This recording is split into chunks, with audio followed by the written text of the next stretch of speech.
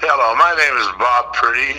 That is Priddy, and I'm a former Major League Baseball player, and personally a very good friend of Joe Costanza's.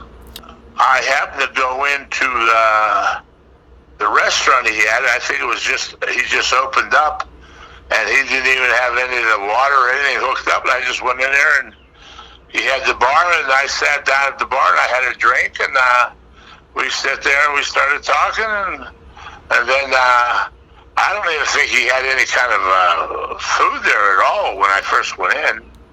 I personally think I was one of the first ones that ever walked in there, and he was tending bar, and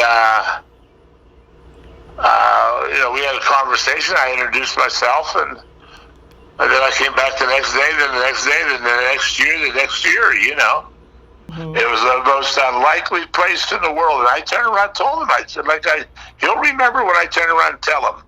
I says, Joe, let me tell you something. You do the right thing here, you could have all the business in the world. Because the place was just dying for, and it probably still is, that someone could open up something, because, that's the way the people of the Keys Rocks are. Even though we have a bad reputation, if you have a dream to open up a restaurant, what you want to do is, I says, you could end up owning this whole town because there's nothing in this town.